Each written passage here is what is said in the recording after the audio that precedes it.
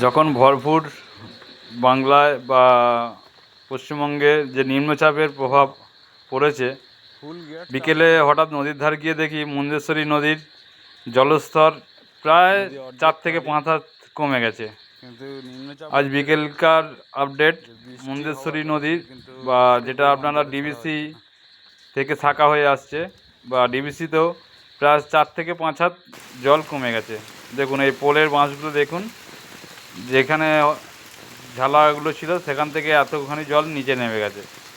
কিন্তু আমাদের সাধারণত মানুষদের যেটা মনে হয়, যেহেতু নিম্নচাপ সেহেতু জল কমে যাওয়ার কারণটা কি, দেখা যাক বন্যা কর্তৃপক্ষদের কাছে যে জলটা কমিয়ে রাখার কারণটা কি। ওরা না বন্যা রুখতে চাইছে না বন্যা করাতে চাইছে, সেটাই আমাদের দেখার। আপনাদের কি মতামত একটু জানাবেন। আজকের মুন্দেশ্বরী নদী বা দামোদর নদী যে কোনো জলের স্তর অনেক নিচে, মানে গেটটাকে হিসাব মতো ওরা কমিয়েছে, কিন্তু দেখা যাক ওরা ধাপে ধাপে ছেড়ে বন্যাটাকে রুখতে পারে না ভয়াবহ বন্যা একবারে জল ছেড়ে দিতে পারে। এটাই আমাদের দেখার। আপনাদের কি মতামত একটু আমাকে জানাবেন, জানালে কমেন্ট করবেন, একটু খুশি হব। নেক্সট দেখা যাবে এই জলস্তরগুলি কিভাবে ওনারা মেনটেন করে।